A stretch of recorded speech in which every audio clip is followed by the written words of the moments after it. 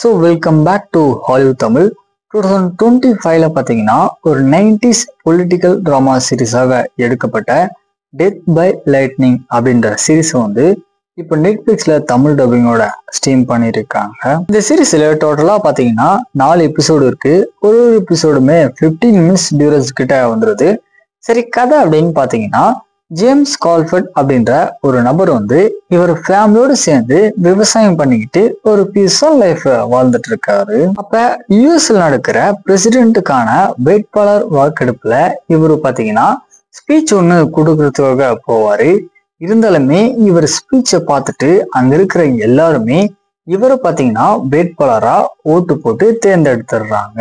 இன்னொரு பக்கம் சார்லஸ் அப்படின்ற ஒரு திருட்டு பையன் பாத்தீங்கன்னா அரசியல்ல ஏதாச்சும் பண்ணி மேல வந்துடணும் அப்படின்னு முயற்சி பண்ணிக்கிட்டு இருக்கான். ஸோ இதுக்கப்புறம் நடக்கக்கூடிய சம்பவங்கள்லாம் என்ன அப்படின்றதுதான் இந்த சீரீஸோட ஸ்டோரியா பாத்தீங்கன்னா இருக்கு. ஆக்சுவலா அரசியல் அப்படின்றது வேர்ல்டு ஃபுல்லாமே பாத்தீங்கன்னா ஒரே மாதிரியான பேட்டர்ன்ல தான் நடக்குது அப்படின்றத இந்த சீரீஸை பார்க்கும்போது நம்மளுக்கு ரொம்ப நல்லாவே புரியுது. தென் சார்லஸ் பாத்தீங்கன்னா அரசியல்ல ஏதாச்சும் ஒண்ணு பண்ணி மேல வந்துடணும் அப்படின்னு ஏகப்பட்ட அசிங்கங்களையும் முயற்சிகளையும் பண்ணிக்கிட்டு இருப்பாப்ல.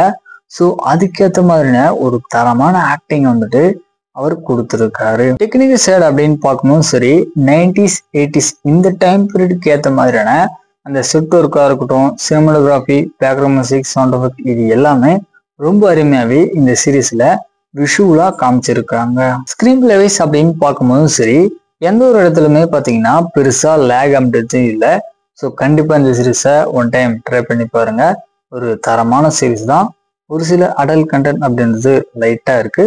ஸோ தனியா மட்டுமே பாருங்க.